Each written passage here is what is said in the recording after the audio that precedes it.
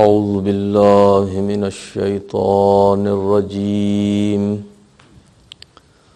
بسم الله الرحمن الرحيم. الحمد لله الواحد الأحد الحكيم الصمد الذي كان من عز صفاته أنه لم يلد ولم يولد، وعرفنا بوحدانيته بقوله ولم يكن له كفوا أحد، والصلاة والسلام على العبد المؤيد الرسول المسدد المصطفى الأمجد المحمود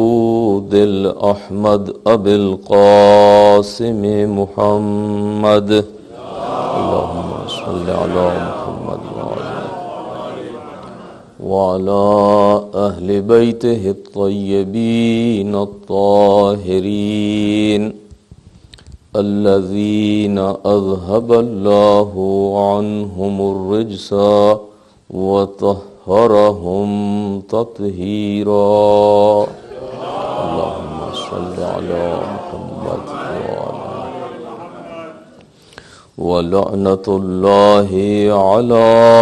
أعدائهم أجمعين. أما بعد، فقد قال الله تبارك وتعالى في كتابه المجيد وفرقانه الحميد. بسم الله الرحمن الرحيم. لا أقسم بهذا البلد وأنت حل بهذا البلد ووالد وما ولد لقد خلقنا الإنسان في كبد. صلوات.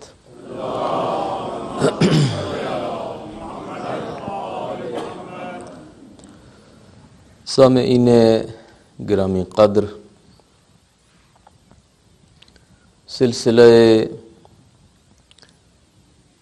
محرم الحرام کی مجالس پہلے عشرے کی اپنے اختتام کو پہنچ رہی ہیں. سوئم کی مجلس انشاءاللہ کل برپا ہوگی، جس میں میں اپنے ٹاپک کا گویا کہ کنکلوژن پیش کروں گا آپ برادران اور خواہران کی خدمت میں، اور نسبتاً تفصیل سے بات انشاءاللہ کل ہوگی. آج کی یہ مجلس بیت العلم میں تو ہوا کرتی ہے 11 محرم کو. نارملی ہماری کمیونٹی 11 محرم کو بریک لیتی ہے، اور عاشوراء کے دن کی بہرحال دن بھر کی بھرپور مجالس، ماتم، جلوس، اعمال مومنین کا کرنے کو تو بہت ساری چیزیں، ہر چیز کے لیے جی چاہتا ہے، لیکن پھر بہرحال ہمت ساتھ نہیں دیتی اور چھوڑ جاتی ہے. تو بہرحال یہ ایک ٹرینڈ ہے اور پوری کمیونٹی میں ہے نارملی. اب چونکہ ہم شروع کر چکے ہیں اس مجلس کو 11 تاریخ کو، تو ہم نبھا رہے ہیں. ہر سال ہم سوچتے ہیں کہ کریں نہیں کریں، رہنے دیں، لیکن بہرحال پھر لیس منٹ پہ یہی طے ہوتا ہے کہ جب اتنے سال سے کرتے آ رہے ہیں تو اس کو جاری رکھا جائے. اور مومنین جو ہے بہرحال آتے جاتے رہتے ہیں. Hopefully we will have a little more انشاءاللہ ٹمورو. اور کل کی مجلس جو ہے وہ فائنل مجلس ہوئے گی سوئم کی. ایک صلوات پڑھ لیں باواز بلند.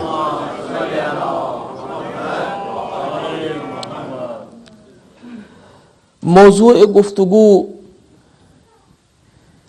بنیادی طور پہ ہمارا یہ رہا کہ انسانی زندگی اور یہ دنیا بنیادی طور پہ جائے امتحان اور محل امتحان ہے۔ یہ دنیا پیدا کی گئی کہ آزمایا جائے، ہمیں پیدا کیا گیا کہ آزمایا جائے،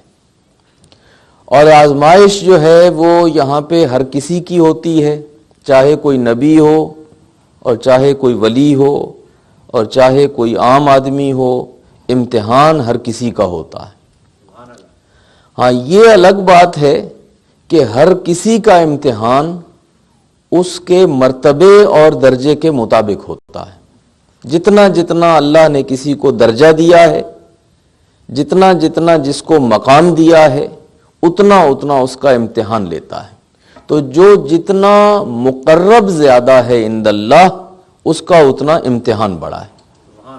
یہ گفتگو ہم نے قرآن کی مثالوں سے اور تاریخ کی مثالوں سے آپ کے سامنے پیش کی، اور میں سمجھتا ہوں کہ اب یہ اچھی خاصی تفصیل سے بیان ہو چکی ہے، اس میں مزید جانے کی کوئی ضرورت نہیں ہے۔ پھر اس کے بعد اب گفتگو یہاں پہ آ گئی ہے کہ امتحان تو ہے، لیکن دین نے کوئی ترکیب بھی بتائی ہوگی کہ اگر امتحان ہوتا ہے تو اس امتحان کو پاس کیسے کیا جائے، اس کو فیس کیسے کیا جائے، امتحان میں سر بلندی اور سرخروئی جو ہے وہ کیسے حاصل کی جائے۔ جب ہونا ہی ہے امتحان، معلوم ہے کہ ہونا ہے اور ہو رہا ہے، تو پھر اس امتحان کو فیس کرنے کا طریقہ، اس سلسلے میں جو چیزیں عرض کرنا تھیں ایک دو وہ کی ہیں، اور ایک مفصل لسٹ جو ہے انشاءاللہ میں کل آپ خواہران اور برادران کی خدمت میں پیش کروں گا، لیکن اس میں جو بنیادی نقش ہے وہ ہے علم کا۔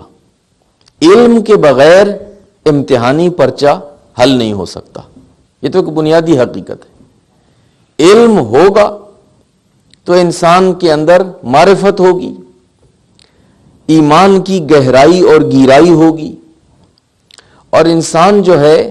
اس میں اتنی ہمت اور صلابت پیدا ہوگی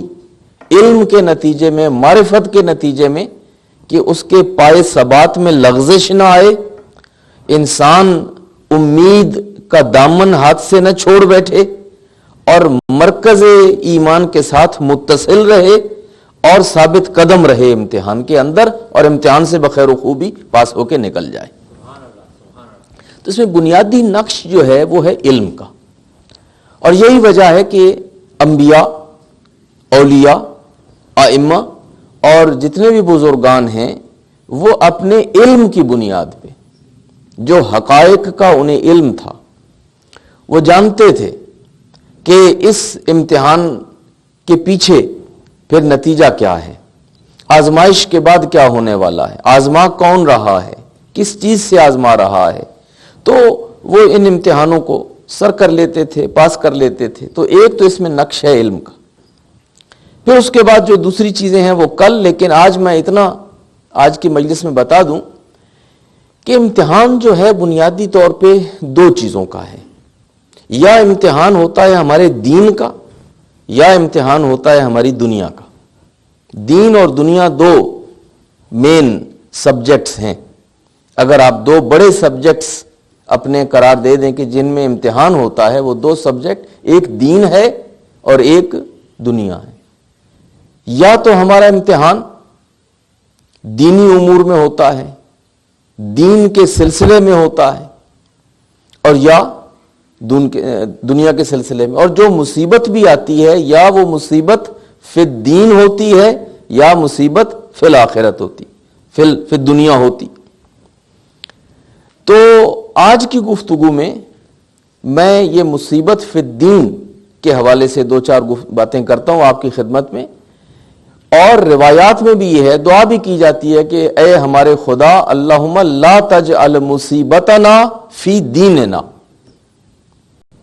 کہ اے خدایا ہمیں ہماری مصیبت جو ہے وہ دین میں قرار نہ دینا، چونکہ دین کے اندر جو مصیبت ہے وہ اس کے اثرات زیادہ ہیں۔ اس میں اگر خدا نہ خواستہ انسان فیل ہو جائے تو جو اس کے نتائج ہیں منفی وہ بہت زیادہ ہیں۔ دنیا کے امتحان میں انسان فیل بھی ہو جائے تو چلیں پھر بھی ضرر کم ہے، لیکن دین کے امتحان میں خدا نہ خواستہ اگر امتحان ہوا اور فیل ہو گئے تو اس میں نقصان جو ہے وہ بہت شدید ہے۔ اب دین میں امتحان کیسے ہوتا ہے؟ دو تین مثالوں سے میں اس کی وضاحت کر دوں اور پھر اس کے بعد مصائب کی ایک آدھ روایت اور مجلس ختم۔ دین میں جو امتحان ہوتا ہے اس کے چند موارد میں سے ایک مورد یہ ہے کہ انسان کو اس کے جو بنیادی عقیدے ہیں ان میں شک پیدا ہو جاتا ہے، اور اس چھوٹے موٹے شک کہ جو دل اور دماغ میں آتے ہیں اور اترتے ہیں اس سے کوئی بھی محفوظ نہیں سوائے انبیاء اور اولیاء کے۔ ہر انسان کو زندگی میں کہیں نہ کہیں چھوٹا موٹا شک جو ہے وہ پڑتا ہے، چند لمحے کے لیے، چند سیکنڈ کے لیے ایک کوسچن جو ہے کم از کم ذہن میں پیدا ہوتا ہے کہ اگر یہ عقیدہ صحیح ہے تو پھر ایسا کیسے اور ویسا کیسے، اور اس کی دلیل کیا ہے، اور کہیں ایسا تو نہیں ہے اور کہیں ایسا تو نہیں ہے، اور کہیں وہ تو ٹھیک نہیں کہتے اور کہیں وہ تو ٹھیک نہیں کہتے، جو اور مختلف ادیان ہیں، مذاہب ہیں، ان کے عقائد ہیں۔ تو ایک مصیبت جو ہے دین میں وہ یہ ہے کہ انسان کو شک اور شبہ پڑ جائے اپنے بنیادی عقیدوں کے بارے میں۔ وہ عقیدہ خدا کے بارے میں ہے، وہ عقیدہ اپنے رسول کی رسالت اور نبوت میں پڑ جائے، وہ عقیدہ قرآن کے اوپر کہ قرآن اللہ کی کتاب ہے، الہامی ہے، ساری کی ساری اللہ کی طرف سے ہے، اس میں کوئی کمی بیشی نہیں ہے، کوئی تحریف نہیں ہے، یہ اللہ کی کتاب ہے۔ امام کی امامت کے بارے میں، امام کی عصمت کے بارے میں، قیامت کے بارے میں، قبر میں جو حساب کتاب ہے اس کے بارے میں، جزا و سزا کے بارے میں، جنت و جہنم کے بارے میں، جو بنیادی عقیدے ہیں ہمارے، ان میں اگر کسی عقیدے میں انسان کو شک پڑ جائے تو یہ ایک امتحان ہوتا ہے کہ اب اس کا وہ انسان کیا کرتا ہے۔ لوگ آئے پیغمبر اکرم کی خدمت میں کہ یا رسول اللہ، ایک صلوات پڑھ لیجیے بابا جی،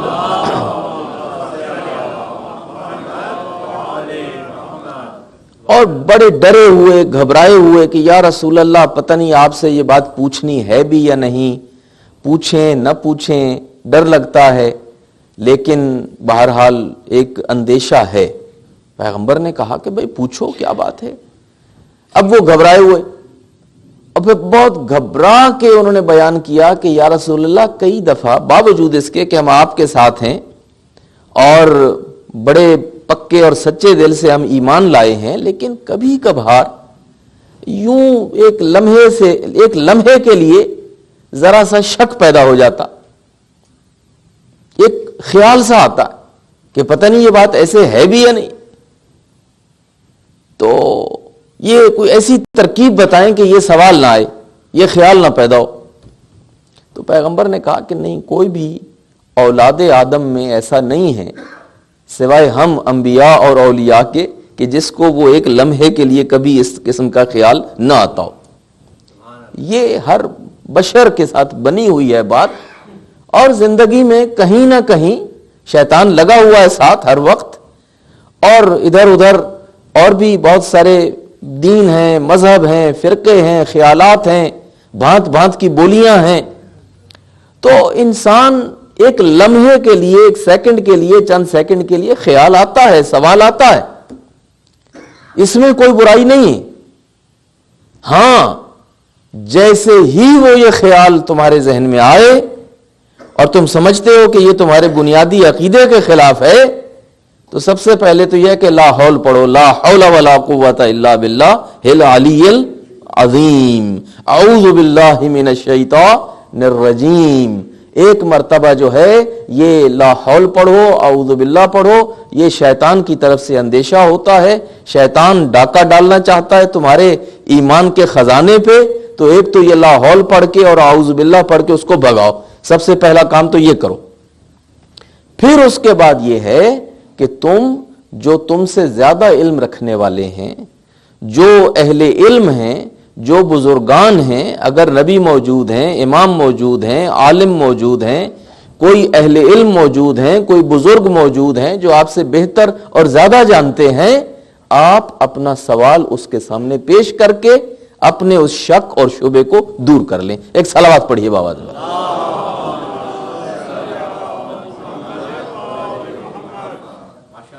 لیکن اس کو دور کریں، اس کو رہنے نہ دیں وہاں پہ، اور اس کو پیش کریں اور اس کا جواب لیں، اور اس کے بعد اپنی تسلی کر لیں اور ایک درجہ اور اوپر چلے جائیں۔ ایمان آپ کا اور قوی ہو گیا۔ ایک وہ جو چھوٹا سا اس کو ڈینٹ ڈالا تھا شیطان نے، آپ نے وہ نکال دیا اور آپ مضبوط ہو کے اس کے سامنے کھڑے ہو گئے۔ یہ ہے ایک امتحان ہوتا جوانی میں، خاص طور پہ یہ جب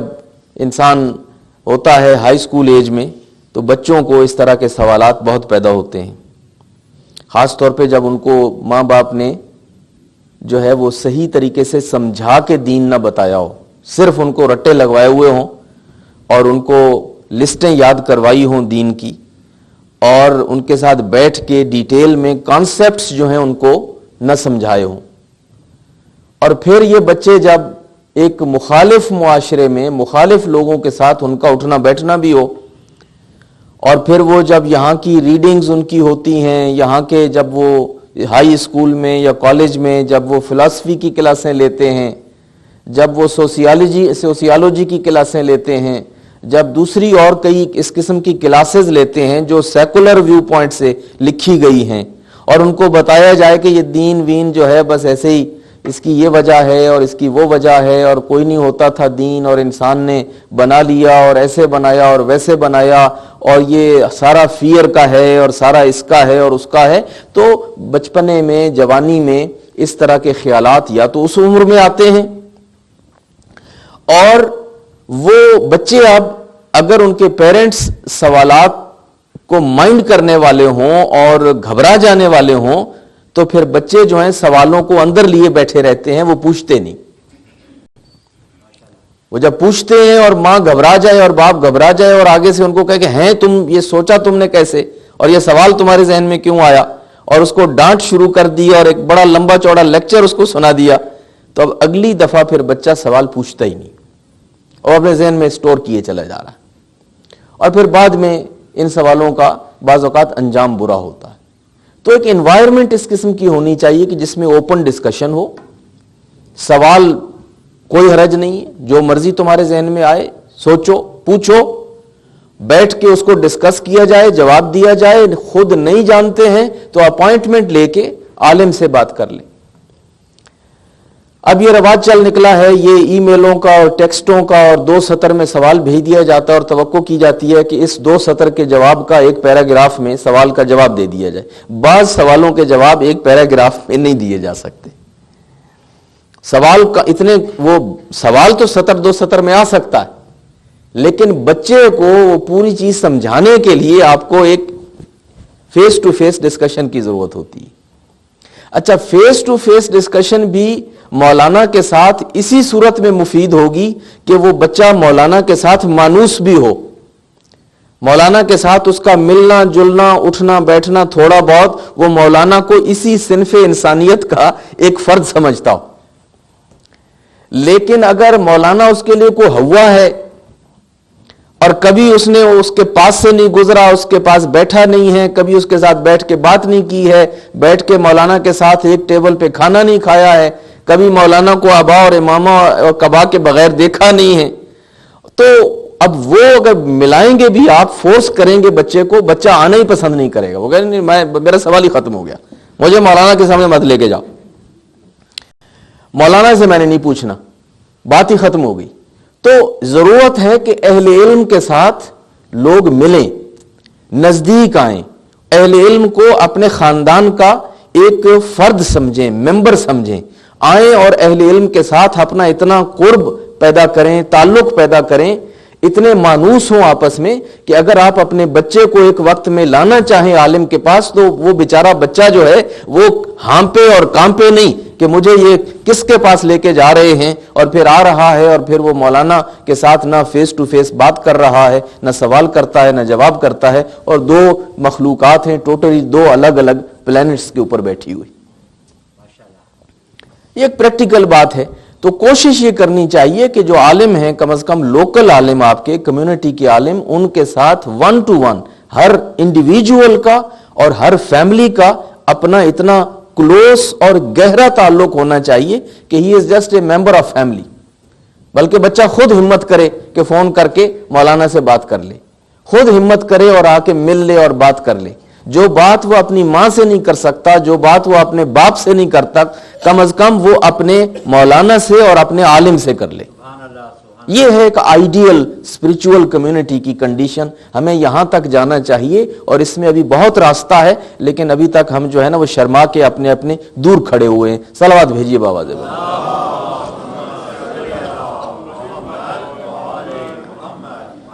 یہ ہے ایک صورت۔ اگر شک پڑ گیا، شبہ پڑ گیا، کویسچن آ گیا، اس کو یوں تو کریں۔ دوسرا ہوتا ہے دین میں امتحان،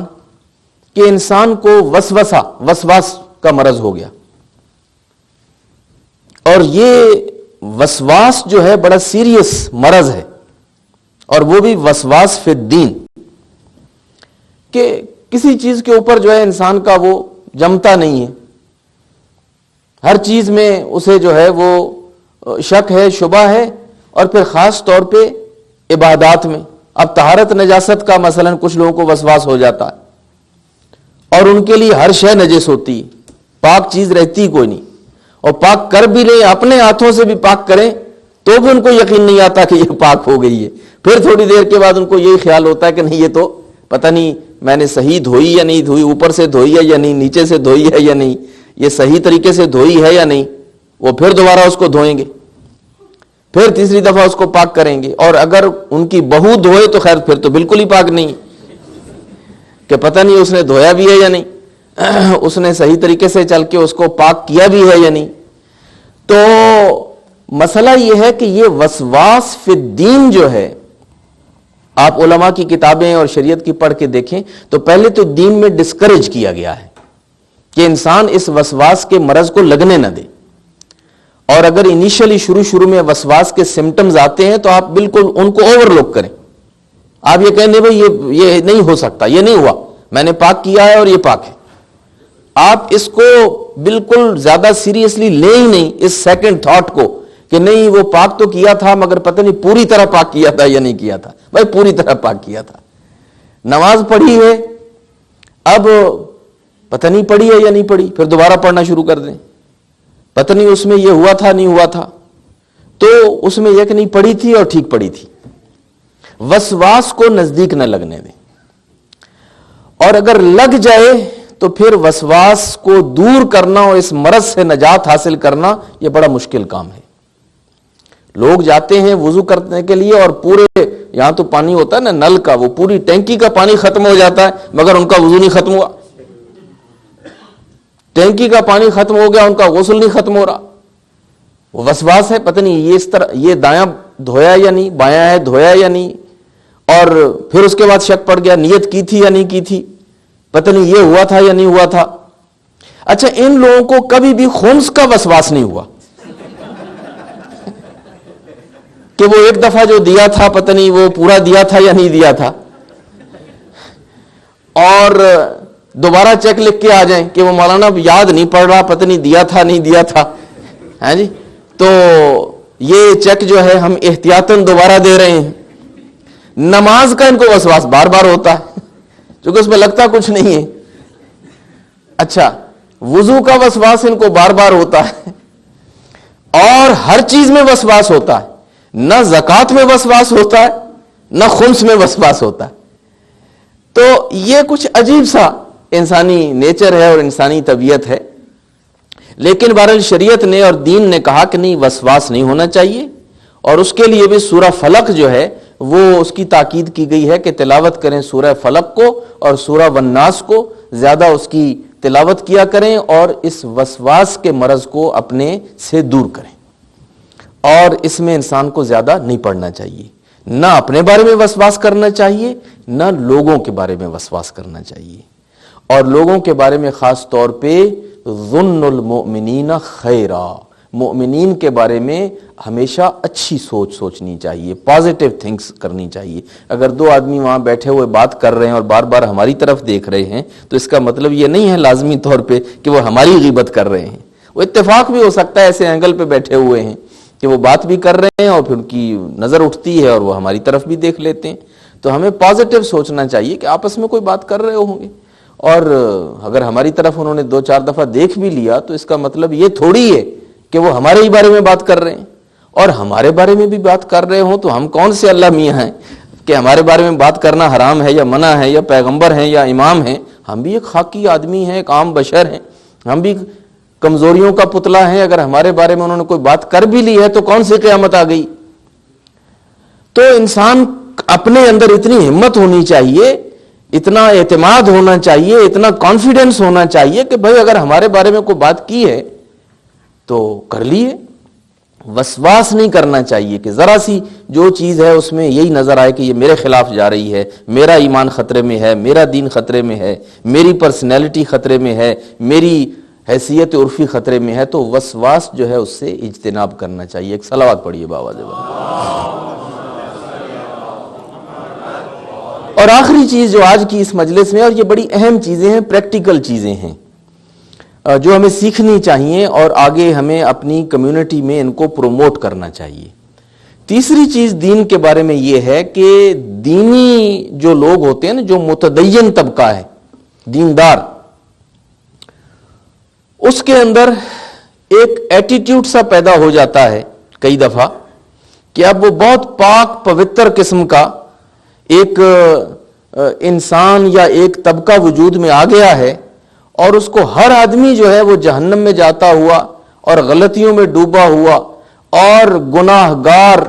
اور بالکل ایسا کہ جس کا دین دنیا دونوں خطرے میں ہے، اور کنٹیجیس قسم کا نا ان کے اندر جیسے ان کو کوئی مرض لگا ہوا ہو،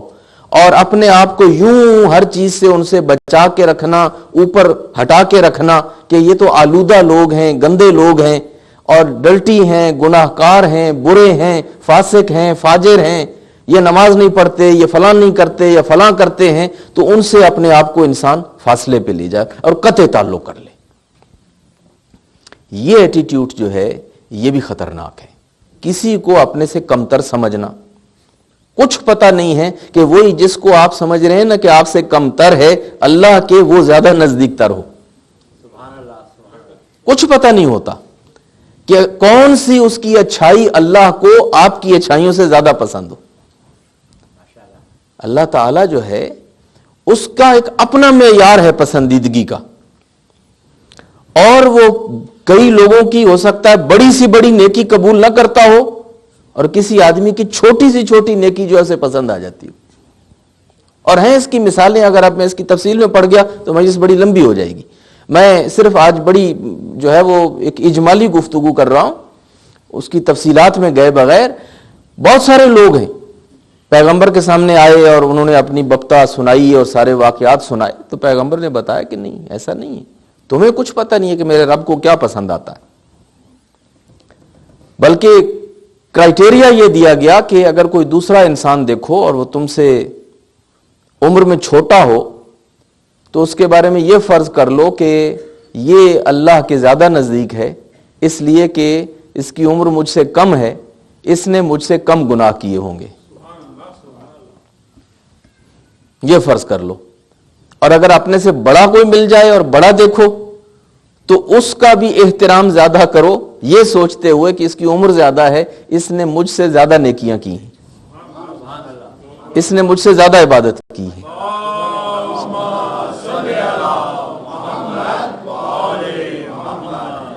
تو کسی کو بھی اپنے سے کمتر جو ہے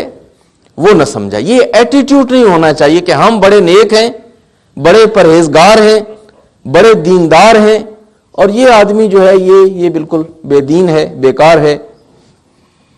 اور اس کو ہم پھر جو ہے نا لک ڈاؤن کریں اس کے اوپر۔ یہ نہیں ہونا چاہیے۔ پھر اس سے آگے اس سے ایک بدتر رویہ ہے، اور وہ یہ ہے کہ دین کی تبلیغ کرنا لاٹھی کے ساتھ۔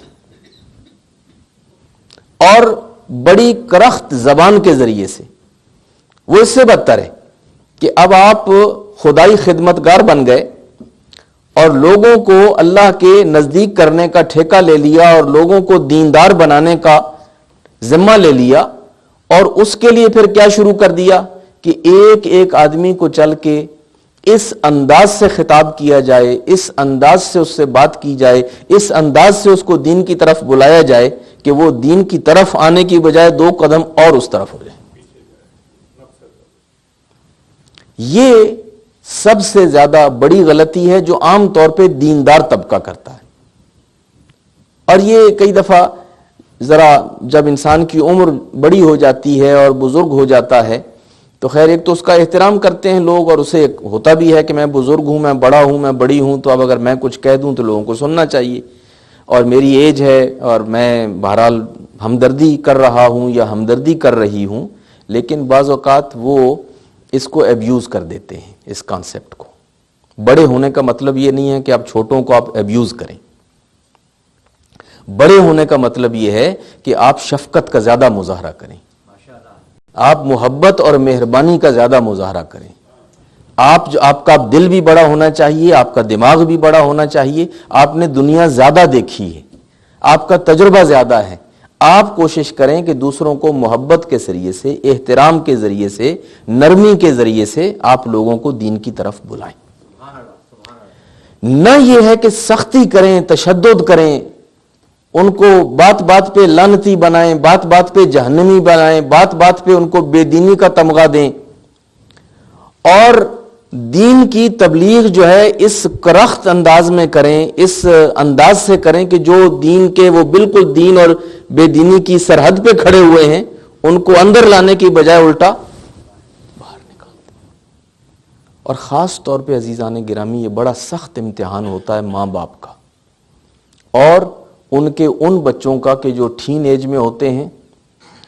اور پھر اس کے بعد یہ جو کالج، ارلی کالج کی جو لائف ہوتی ہے، یہ ایک ایسی عمر ہے، ایسا حصہ ہے عمر کا۔ بیک ہوم تو اور پرانے زمانے میں تو یہ کریز پیدا ہوتا تھا کہیں 16-17 سال کی عمر میں، آج کل یہاں کے ملک معاشرے میں تو یہ 10-12 سال کی عمر کے بچوں میں پیدا ہو جاتا ہے۔ 10-12 سال کا بچہ ہی جو ہے وہ اوپینینیٹڈ بھی ہے، اور اب وہ پرائیویسی کی اتنی ایڈکشن ہو گئی ہے ہر کسی کو، اور ایون ان بچوں کو بھی، کہ وہ نہیں چاہتے کہ ان کی اس پرائیویسی میں کوئی دخل دے، اور چونکہ اوپینینیٹڈ بھی ہیں اور ان کو اپنی وہ جو ایک مخصوص ان کا ڈومین ہے وہ چاہتے ہیں کہ اس میں کوئی مداخلت نہ کرے۔ اب فتویٰ دے کے، حکم دے کے، فورس کر کے، مجبور کر کے ان بچوں کو ہم دیندار نہیں بنا سکتے، اور جن لوگوں نے بھی یہ کوشش کی ہے وہ اس میں کامیاب نہیں ہوئے، اس میں بہت بری طرح ناکام ہوئے، بری طرح ناکام ہوئے۔ تو اس کے لیے یہی ہے کہ محبت کے ساتھ، احترام کے ساتھ، ایگزامپل کے ساتھ، انسینٹیو کے ساتھ آپ بچوں کو انفلوئنس کریں جتنا کر سکتے ہیں، لیکن it is not and of the world. یہی بچہ جو ہے یہ جو کچھ اس وقت کر رہا ہے بیسیکلی یہ اس لیے نہیں کر رہا کہ یہ برا بچہ ہے، اس لیے اس کے ہارمون چینج ہو رہے ہیں، اس کی انوائرمنٹ چینج ہو رہی ہے، اس کی جو سراؤنڈنگز ہیں، اس کے جو پیئرز ہیں، یہ جس انوائرمنٹ میں ہم اس بچے کو لے آئے ہیں اور جس میں وہ پل بڑھ رہا ہے، یہ وہ انوائرمنٹ اس کو ڈکٹیٹ کر رہی ہے اور اس کو وہ راستے بتا رہی ہے۔ بچہ آپ کا برا نہیں ہے، بچہ اچھا ہے، بچے نے حلال کھایا ہے، بچے کی جو ہے رگوں میں اچھا خون ہے، اچھا دودھ ہے، آپ نے تربیت کی ہے اس کو، اب تک ماشاءاللہ یہاں تک لے کے آئے ہیں، تو آل آف سڈن وہ بچہ کیوں برا ہو جائے گا؟ یہ چینج جو اس کے ایٹیٹیوڈ میں ہے اور اس کی تھوڑی بہت حرکتیں اب وہ آپ کو پہلے والی نہیں لگتی ہیں اور ذرا ڈینجرس لگتی ہیں، آپ چاہ رہے تھے جتنا بڑا ہوتا جائے گا یہ زیادہ جبریل بنتا جائے گا، زیادہ میکائیل بنتا جائے گا، اتنی انویسٹمنٹ کی تھی، اتنی محنت کی تھی، اب وقت آیا تھا کہ اس کو پورا جبریل بن جانا چاہیے تھا، اور یہ تو اب پیچھے کی طرف جانا شروع ہو گیا۔ But that is a very natural phase, that is very natural phase. ہم نے مجتہدوں کے بچے دیکھے ہیں، ہم نے مراجع تقلید کے بچے دیکھے ہیں، ہم نے علماء کے بچے دیکھے ہیں، ہمارے اپنے بچے ہیں. تو یہ چیز جو ہے یہ بھی پیرنٹس کو معلوم ہونی چاہیے کہ بچے کے ساتھ زور زبردستی کر کے اگر ہم چاہیں اسے اچھا بنا لیں اور دیندار بنا لیں تو یہ دین کی خدمت نہیں ہے, الٹا بچے کو دین سے بھگانے والی بات ہے. ایک صلوات پڑھیے بابا.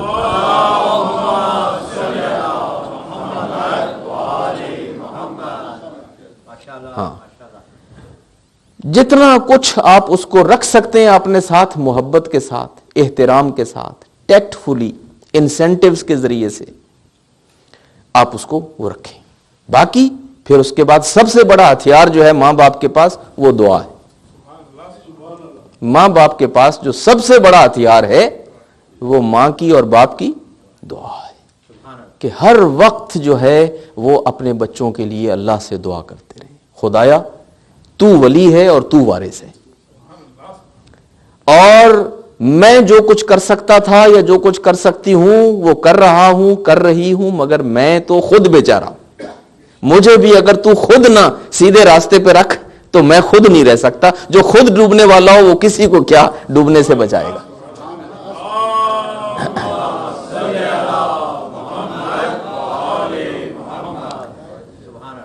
تو اللہ سے دعا کریں اور تڑپ کے کریں, گڑ گڑا کے کریں, رو کے کریں, اور ہر وقت کریں اور ہر موقع پہ کریں. اور خاص طور پہ قنوت میں اگر یہ دعا کر سکیں تو وہ سورہ الفرقان کی وہ آیت جو میں اکثر قنوت میں پڑھا کرتا ہوں کہ ربنا حب لنا من ازواجنا وذریاتنا قرۃ اعین وجعلنا للمتقین اماما, یہ مجرب دعا ہے. یہ مجرب دعا ہے. یہ دعا جتنی کر سکیں قنوت میں کریں, نماز کے بعد کریں, نماز شب میں کریں, اور ان بچوں کے راہ ہدایت پہ قائم رہنے کے لیے صدقہ خیرات کریں, اور ان کو انوالو رکھیں اپنے ساتھ, اپنی فیملی کے ساتھ, اپنے دین کے ساتھ, مذہب کے ساتھ, جس حد تک وہ رہ سکتے ہیں. لیکن رسی کے ساتھ زیادہ نہ باندھیں, اور باندھ لیں تو رسی کو بہت ٹائٹ نہ کریں, چونکہ جب بہت ٹائٹ ہوتی ہے تو پھر سٹرگل ہو جاتی ہے رسی کو توڑوانے کی. اور میں اگر آپ کو مثالیں دوں تو انبیاء کی اولادوں کی مثالیں ہیں, ائمہ کی اولادوں کی مثالیں ہیں. انبیاء کی اولاد جب ساری کی ساری نہیں اس راستے پہ آئی, اور آپ کے اپنے ائمہ بھی کوئی ساری اولادیں ائمہ کی ابو الفضل العباس جیسی نہیں ہوئیں, لیکن چونکہ ہم احترام کرتے ہیں اور ہماری کمیونٹی میں اپریشیٹ نہیں کی جاتی یہ انفارمیشن, تو نارملی علماء یہ انفارمیشن اور یہ چیپٹر شیئر بھی نہیں کرتے. لیکن آپ اس خوش فہمی میں نہ رہیں کہ ہر امام کی جتنی اولاد ہوئی ہے وہ ساری کی ساری ابو الفضل العباس جیسی ہوئی. اور ہمارے استاد تو ایک مثال دیا کرتے تھے, وہ کہتے تھے کہ ابو طالب کے 4 بیٹے تھے چاروں بڑے اچھے, لیکن ان میں علی ایک ہی تھے. اب ہر بیٹے کو علی بنانے کی کوشش نہ کریں, علی ایک ہی ہے, اس میں علی کا اپنا رنگ ہے, عقیل کا اپنا رنگ ہے, جعفر طیار کا اپنا رنگ ہے, اور طالب کا اپنا رنگ ہے. آپ نہ کہیں اپنے بچے کو کہ ہر بچہ جو ہے وہ بالکل ایک جیسا ہی ہوگا, چونکہ ابو طالب کی بھی 4 بیٹوں میں علی ایک ہی تھے. تو یہ ایک موضوع تھا جو میں چاہ رہا تھا کہ میں آپ کے ساتھ ڈسکس کروں کہ دین, یہ امتحان فی الدین ہے کہ جب ہم دیندار ہو جاتے ہیں تو پھر ہم لاٹھی کے زور پہ پوری دنیا کو دیندار بنانا چاہتے ہیں, اور پھر اس میں جس انداز سے ہم زبان اختیار کرتے ہیں, جو رویہ اختیار کرتے ہیں, وہ دین کی طرف لانے کی بجائے لوگوں کو دین سے بھگانے کا باعث بنتا ہے. برعکس اس کے رویہ یہ ہونا چاہیے کہ ہم دین کو اتنا لطف لے کے پریکٹس کریں, اتنا لطف لے کے اس کو پریکٹس کریں کہ جو دائیں بائیں ہمارے ہوں دیکھنے والے, ان کا بھی جی چاہے کہ کم از کم ٹرائی تو کریں. یہ جو اتنا مزے لے لے کے نماز پڑھ رہے ہیں اور اتنے مزے لے لے کے یہ کام کر رہے ہیں اور اس کو اتنا انجوائے کر رہے ہیں, تو جو آدمی جو کام کر رہا ہو نا, اور اگر اس کو انجوائے بھی کر رہا ہو, تو دوسرے کا بھی جی چاہتا ہے آ کے وہی کام کرنے کو.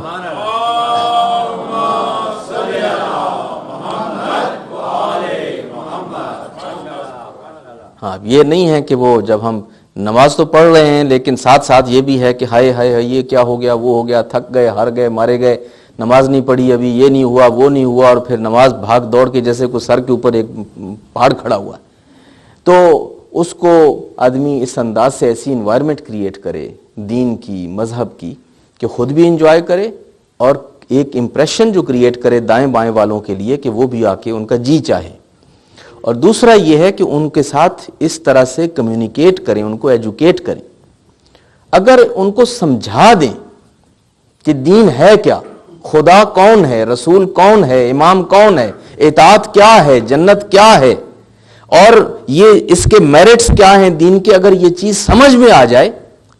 تو پھر عزیزان گرامی نہ فورس کرنے کی ضرورت ہوتی ہے، نہ پہرا دینے کی ضرورت ہوتی ہے، نہ ہی کسی کے ساتھ زور زبردستی کی ضرورت ہوتی ہے. یہ کام مشکل ہے، اس کے لیے ٹائم چاہیے، اس کے لیے محنت زیادہ کرنا پڑتی ہے انیشل اسٹیج پہ. لیکن اگر یہ انیشل اسٹیج پہ ہم یہ کام کر لیں تو پھر بعد میں انسان بہت سکھی رہتا ہے. پھر آپ کو ایک ایک چیز کے لیے آ کے کہنا نہیں پڑتا، ایک ایک چیز کے لیے پہرا نہیں دینا پڑتا، آپ کو ایک ایک چیز جو ہے وہ فورس نہیں کرنا پڑتی. اور بچے بلکہ جو ہیں وہ آپ سے آگے نکل جاتے ہیں، جوان آپ سے آگے نکل جاتے ہیں. اور اہل بیت کا طریقہ، پیغمبر کا طریقہ یہی طریقہ تھا. ہم جو اہل بیت کے ماننے والے ہیں، ہمیں دیکھنا چاہیے کہ ہمارے پیغمبر اور ہمارے ائمہ کا طریقہ کیا تھا اپنے دین کو بیان کرنے کا اور دین کو سمجھانے کا. آپ اس کی مثالیں پیغمبر کی زندگی میں دیکھ لیں، امیر المومنین کی زندگی میں دیکھ لیں، ائمہ کی زندگی میں دیکھ لیں، اور کربلا اس کی سب سے بڑی مثال ہے آپ کے سامنے. کربلا میں مولا نہیں کھڑے ہو کے چیخ چیخ کے اپنے بچوں اور جوانوں سے کہہ رہے کہ دیکھو اب دنیا کیا کہے گی کہ حسین کے اپنے بچے نہیں جا رہے، اب جو ہے وہ کھڑے ہو جاؤ اور میرے لیے، میرے نام کی خاطر، میری آبرو کی خاطر دیکھو تو صحیح کہ اب میں کہہ رہا ہوں، میں لوگوں کو کیا منہ دکھاؤں گا، میں لوگوں کو کیا کہوں گا. ایسی بات تو نہیں ہو رہی نا. مولا نے تو کہا بھی نہیں ہے، لیکن سب سے پہلے آتا کون ہے؟ مولا کا اپنا بیٹا آتا ہے، علی اکبر. سب سے پہلے جو جوان کھڑا ہوتا ہے وہ کون ہے؟ علی اکبر ہے. اب مولا نے تو نہیں کہا تھا، پیغام بھی نہیں بھیجا تھا علی اکبر کے لیے. قاعدتاً نبی علی اکبر جو ان کا رول تھا اس لشکر میں، ان کو تو بالکل ابو الفضل العباس کے ساتھ کہیں وہ آخر میں آنا چاہیے تھا، لیکن علی اکبر سب سے پہلے آ جاتے ہیں. اور عجیب اتفاق ہے کہ امام نے ہر شہید کو روکا ہے، ہر کسی کو جانے سے روکا ہے، اور اس کے لیے کوئی عذر کیا ہے، اس کو تھوڑی سی پس و پیش کی ہے. ایک شہید ہے صرف کہ جس کو مولا نے نہیں روکا ہے اور اس کے لیے کوئی عذر نہیں بنایا،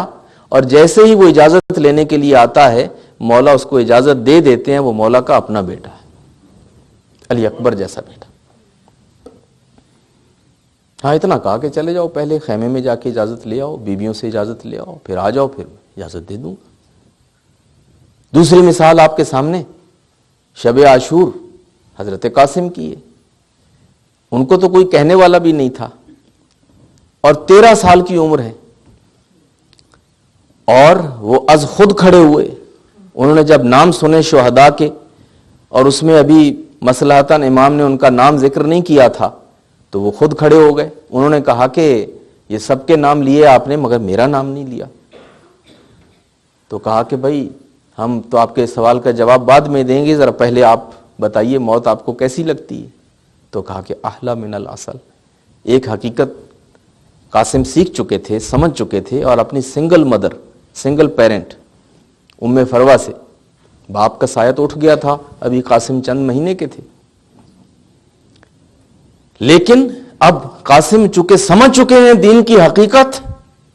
اور شہادت کا مقام اور موت کی حقیقت، تو اب فورس نہیں کرنا پڑ رہا. نہ ماں فورس کر رہی ہے، نہ چچا فورس کر رہا ہے، نہ کوئی اور فورس کر رہا ہے. اور 13 سال کا بچہ اپنے پیروں پہ چل کے خود آتا ہے، اور بار بار آتا ہے، بار بار آتا ہے. تو یہ جو اہل بیت کے اندر، یہ بچوں میں، یہ غیر معصوم مثال، لوگوں کی مثال دے رہا ہوں. علی اکبر معصوم نہیں تھے، قاسم معصوم نہیں تھے، اون و محمد معصوم نہیں تھے، اور بچے تھے اور جوان تھے. جوانی میں ہر کسی کا جی چاہتا ہے کہ زندگی کی 4 بہاریں اور دیکھ لوں. مرنے مارنے کے لیے یہ بڑے بوڑھے بہت ہیں. لیکن بچے جو ہیں ان کی اس انداز سے تربیت ہو چکی تھی، خیر اور شر ان کو اس طرح سمجھ میں آ چکا تھا، صحیح اور غلط کا امتیاز اتنا ان میں وجود میں آ چکا تھا کہ اب کوئی فورس کرنے کی ضرورت نہیں تھی۔ یہ انداز تربیت تھا دین کا اور اہل بیت کا جو دین ہمیں سکھاتا ہے۔ اور پھر آپ اس کو لے کے آگے بڑھتے چلے جائیے، آگے دیکھیے، یہ تو بچے بڑے ہیں، لیکن وہ جو ایک شعور ہے صحیح اور غلط کا، حلال اور حرام کا، خیموں کو آگ لگ گئی۔ یہ تو ایمرجنسی کا وقت ہوتا ہے نا، تو ایمرجنسی میں کس کو حلال اور حرام یاد رہتے ہیں؟ جب جان کا خطرہ ہو تو اس کے لیے تو ہم ہر چیز اپنے لیے خود بخود ہی حلال کر لیتے ہیں، لیکن جب خیموں کو آگ لگی ہو اور جانیں خطرے میں ہوں، اس وقت جناب زینب امام وقت کی خدمت میں آئیں اور کہیں کہ بتاؤ جل کے مر جائیں یا خیمے سے باہر نکل جائیں۔ یہ حلال و حرام کا شعور خود اندر ان کے اپنے ہو کہ ان کو اب کوئی فورس کرنے والا نہیں ہے اور آج جو کریں کر سکتے ہیں اس لیے کہ ایمرجنسی ہے، لیکن تربیت ان خطوط پہ ہوئی ہے اور ایسی ہوئی ہے کہ دین کو سمجھ کے خود فالو کر رہے ہیں۔ لیکن پھر یہاں پہ ایک بات اور بھی سمجھنے کی ہے کہ ہمارے ہاں یہ بھی کمزوری ہوتی ہے کہ ہم جس چیز کے عادی ہو جائیں، جس چیز کو ہم اپنے لیے صحیح سمجھتے ہوں، پھر اگر سینیریو بدل جائے اور شریعت کا حکم بھی بدل جائے تو ہم کہتے ہیں نہیں جی نہیں مانتا اس کے لیے،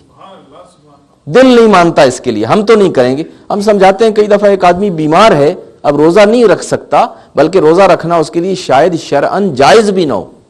مگر ضد ہے، نہیں ہم دل نہیں مانتا کہ میں روزہ نہ رکھوں۔ بھائی آپ کے لیے روزہ رکھنا نہ صرف یہ کہ واجب نہیں ہے، بلکہ اب ہو سکتا ہے آپ کے لیے حرام بھی ہو، مگر نہیں، اچھا ہمیں ضرور رکھنا ہے۔ کیوں رکھنا ہے؟ اس لیے کہ وہ جی نہیں چاہتا کہ میں روزہ مس کروں۔ اچھا نماز پڑھنی ہے اور وہ اب کرسی پہ بیٹھ کے پڑھنی ہے، یا مجلس سننی اور کرسی پہ بیٹھ کے سننی ہے، چونکہ ان کی ہیلتھ کنڈیشن ہے۔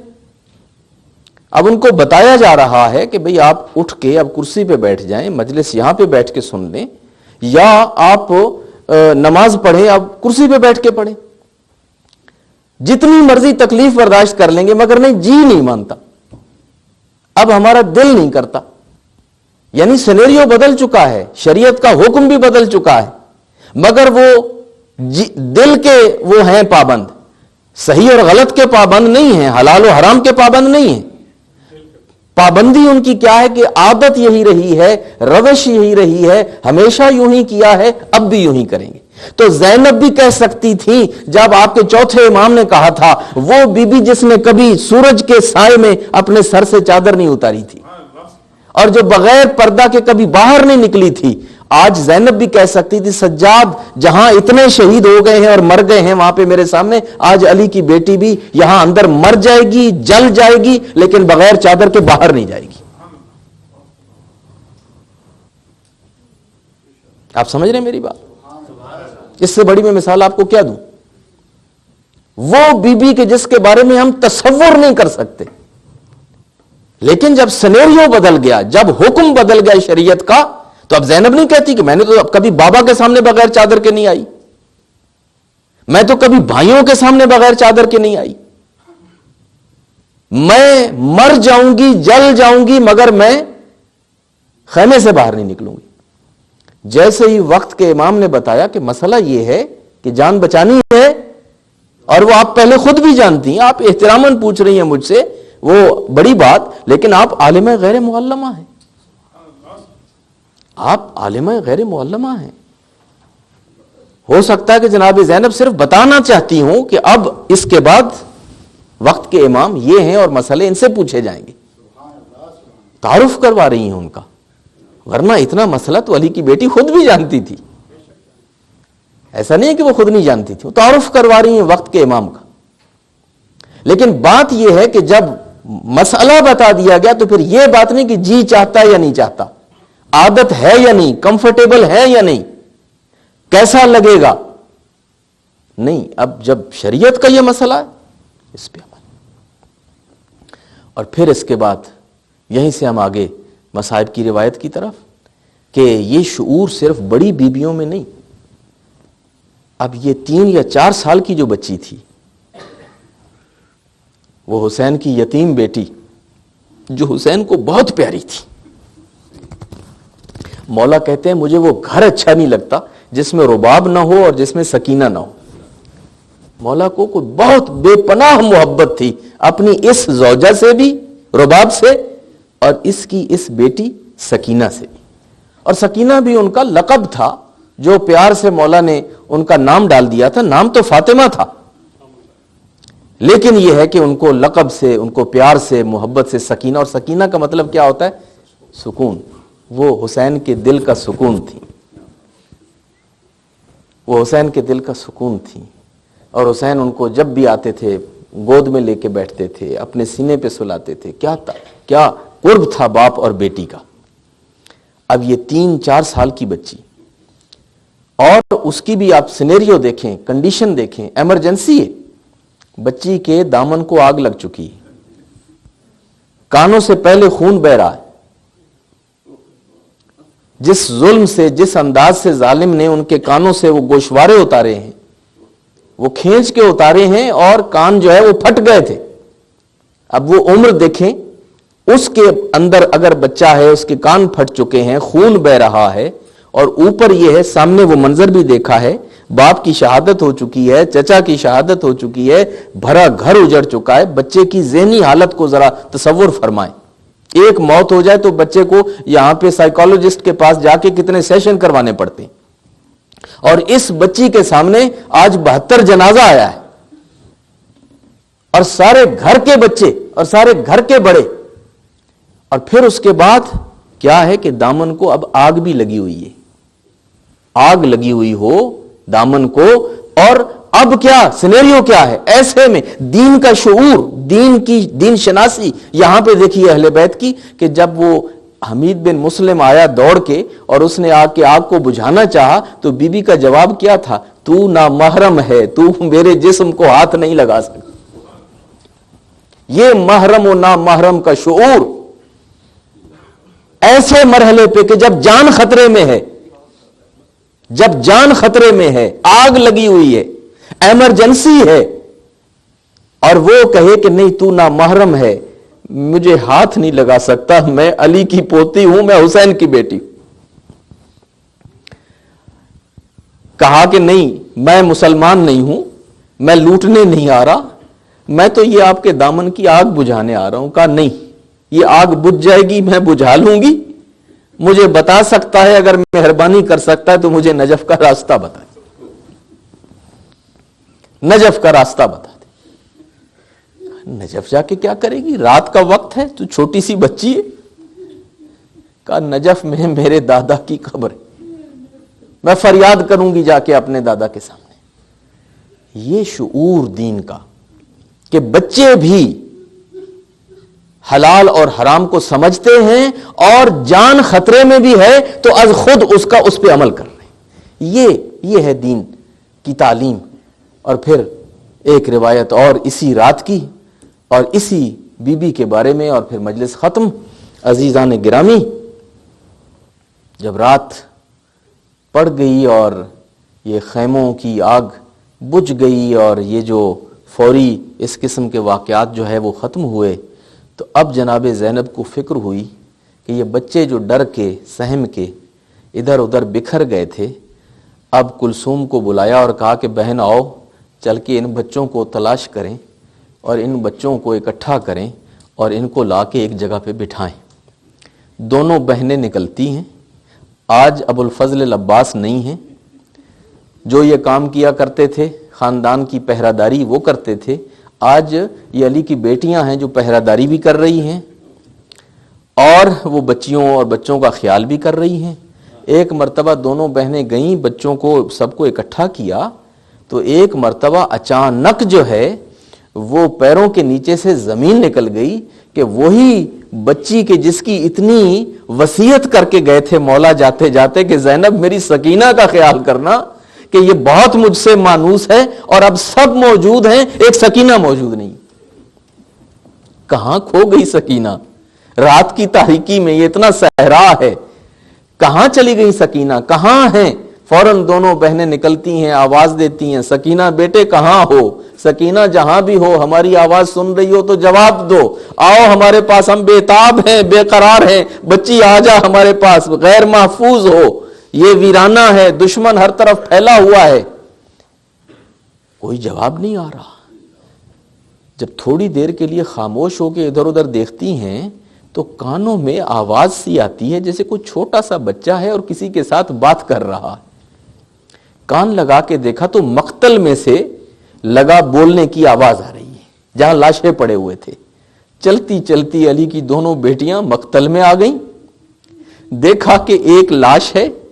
اس کے ساتھ لپٹی ہوئی ہیں سکینہ اور اپنا درد بیان کر رہی ہے اور بابا کے سامنے اپنے بین ڈال رہی ہے اور اپنے بابا کے سینے پہ لیٹی ہوئی ہیں۔ زینب وہاں پہ آتی ہیں اور کہتی ہیں بیٹا آؤ ہم تمہیں لینے آئے ہیں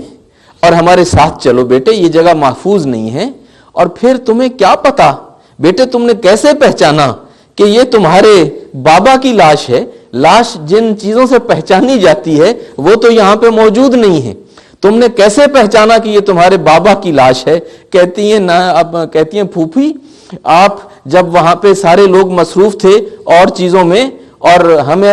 ہمارا کرتا جلا، ہمارے اوپر جب یہ ظلم ہوا، ہم دوڑے بھاگے، تو میں بابا بابا کرتے ہوئے ادھر دوڑ رہی تھی اور میں بابا کو پکارتے پکارتے اس طرف چلی آئی، اسی لاش کی کٹی ہوئی گردن سے مجھے آواز آئی کہ بنیا بنیا الیہ الیہ، میرے بیٹے تیرا باپ یہاں پہ لیٹا ہوا ہے، آنا ہے تو یہاں میرے پاس چل کے آ جا بیٹے۔ اور میں یہاں پہ آ گئی ہوں، یہی میرے بابا ہیں، میں ان سے باتیں کر رہی تھی اور میں ان کو اپنے دکھ اور درد سارے بیان کر رہی تھی۔